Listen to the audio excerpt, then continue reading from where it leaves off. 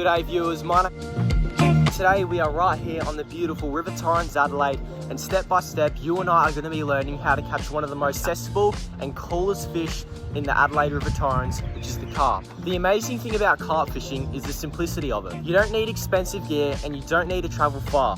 This is something anyone can do with a basic rod and a bit of know-how. This is something you can do with friends, this is something you can do to get the kids out of the house for hours, or if you want to spend some alone time with yourself, then you're more than welcome to go carp fishing. It's a fun and affordable hobby that anyone can try.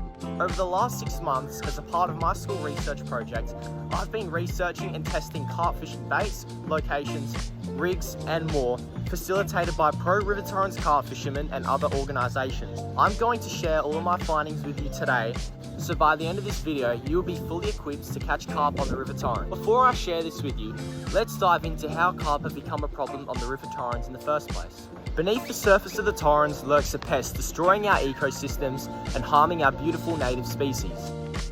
Carp's bottom-feeding behaviour stirs up sediment in the water, creating murky water. Therefore, native species that visually feed on the River Torrens, such as congolese, gudgeons and hardyhead, find it hard to feed due to lower visibility. Not only this, but the sediment carp stir up help create nutrient for algae blooms to occur. These algae blooms flip our beautiful River Torrens from looking like this to turning into the green muck seen here. Not only is this an aesthetic problem, but an ecological problem for our native species. The algae kill native fish such as catfish, congolese and galaxas due to depleting oxygen and producing toxins in the water.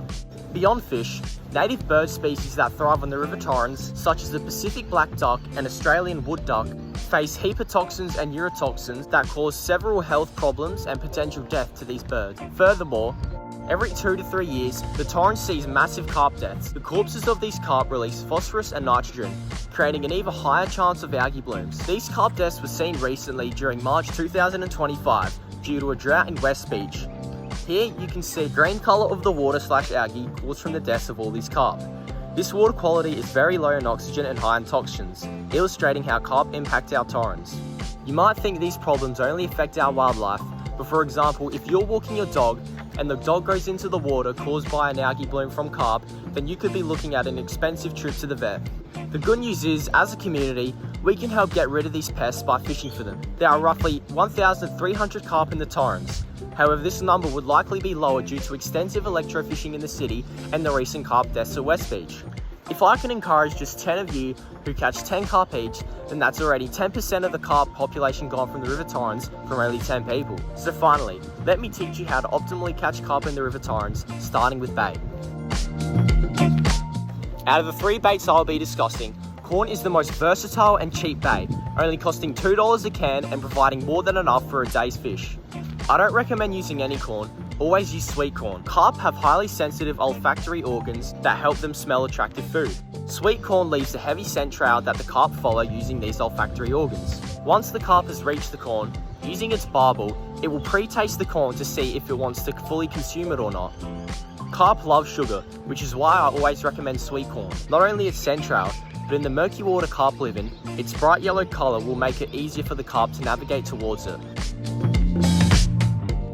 Another cheap and effective bait for carp in the Torrens is bread. In summer, bread is a great option, as the warm temperature drives the carp up to the surface of the water where it is warm, and carp love this warm water as they are cold-blooded creatures.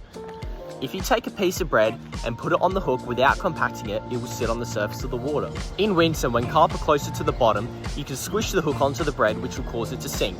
Whilst I do prefer corn in winter as it is brighter, more visually appealing, and carries a sweet scent that are attractive to the carp, bread is a better option in summer as it can be used as a surface bait, which carp feed on the surface during summer.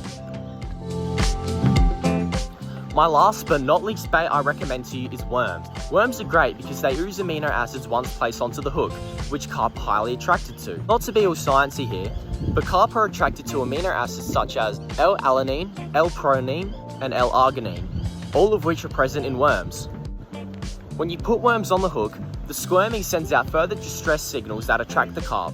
On top of this, worms are already a part of a carp's diet, so a carp will have no second questions when it sees a worm to go and eat it. In winter, when carp feed significantly less, they make the most of their feed by feeding on nutritious sources, such as worms.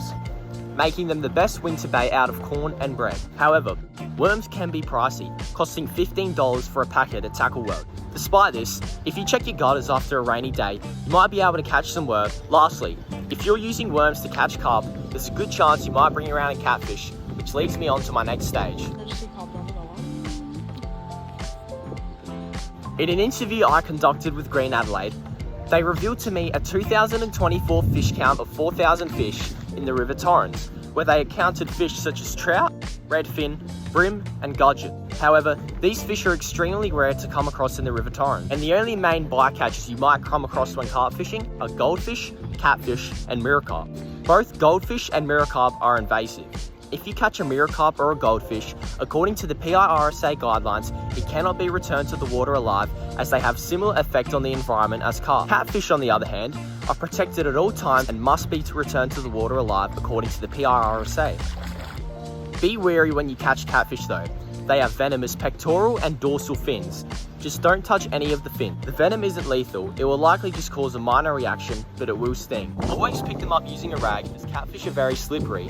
You don't want to drop it as it could injure the fish, and it might also lead to you spiking yourself if you drop it on your foot.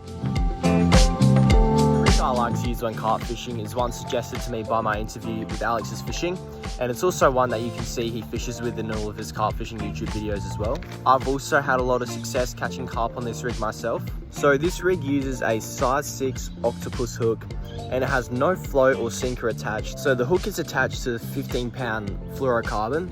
And the reason that there's no sinkers or floats attached to it is because it presents the bait most naturally to the carp, making it less suspicion. Additionally, when carp pick up the bait and feel the weight of the sinker on it, it'll likely spook them and they'll be likely to spit the bait out. You don't really need a sinker anyways.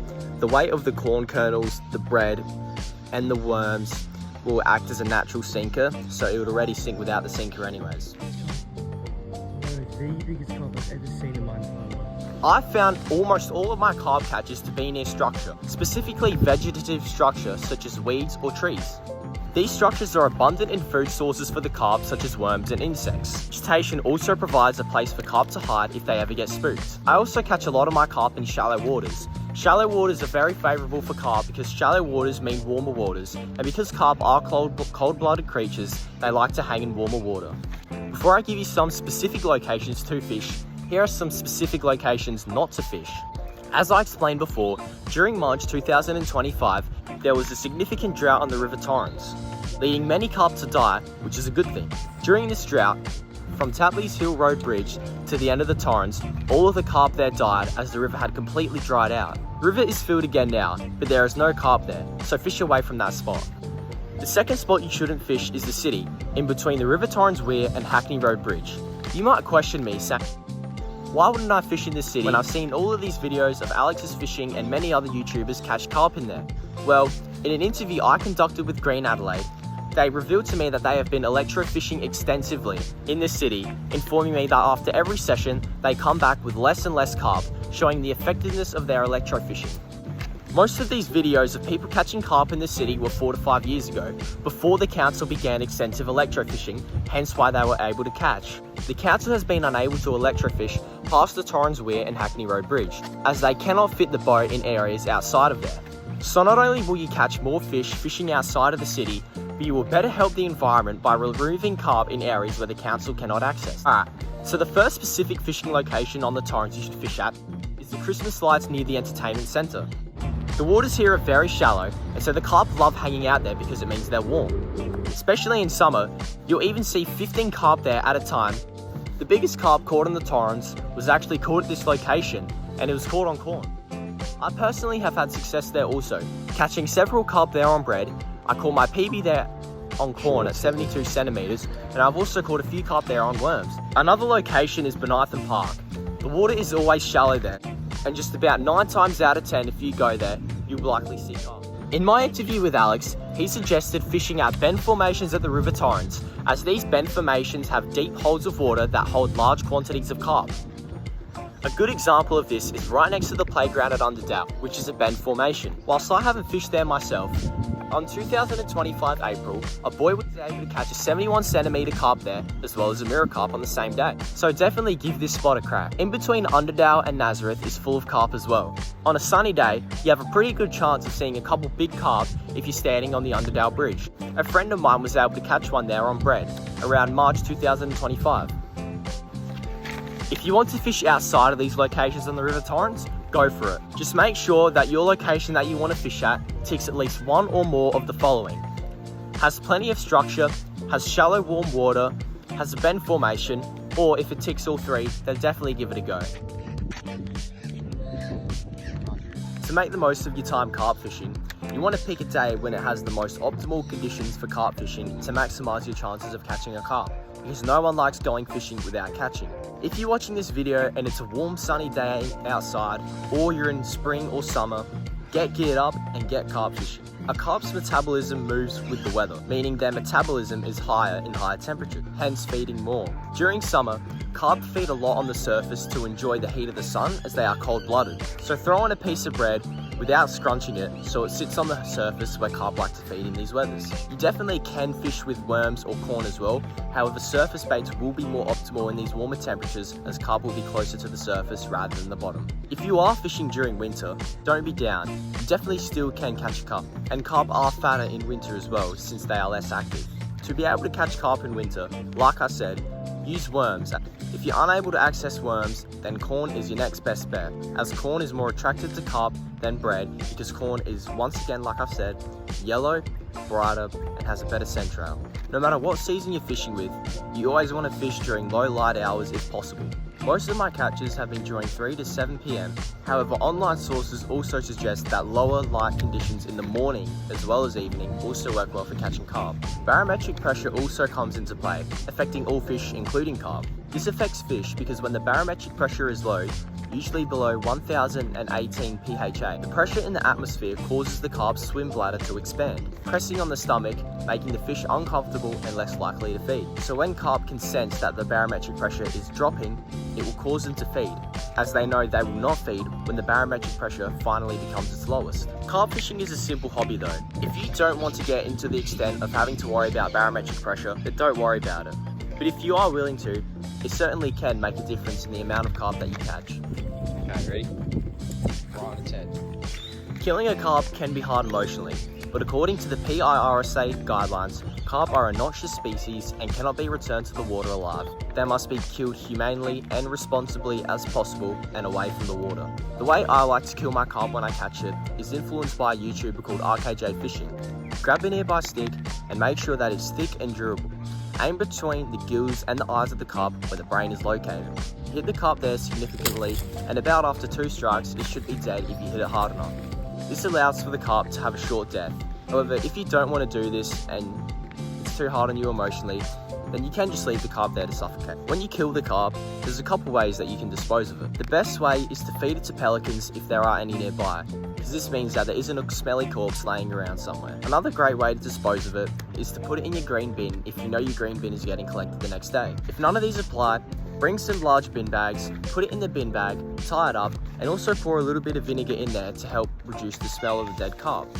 And then put that carp in the bin bag in a nearby bin in the Torrens. Whichever way floats your boat, as long as the carp is being killed and not returned to the water, then feel free to use any disposal and killing method you want, because at the end of the day, you've helped out the environment and you've had a good time doing it. Your fishing etiquette is a good show of your character. Don't be your person who leaves their rubbish behind, as the Torrens already gets littered enough. Don't fish at spots that are limited to public access.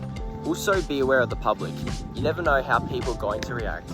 Look at what happened to the boys who were fishing at Delphin Island. If you don't know the story, they were attacked by Karens simply for carp fishing. So be friendly to people who walk by. If someone is smiling or they say hello to you, make sure you say hello back or ask how their day is just to be nice and friendly to them. If their body language suggests that they don't want to start an interaction, or if they're on the phone, then just don't talk to them. If someone asks if you can fish there, remind them that carp fishing is actually encouraged and there are no signs saying there that you cannot fish. If they really want to leave and they start acting aggressive and things could seem that they're going to become physical with them, then just leave. Don't let it escalate. Safety is always number one.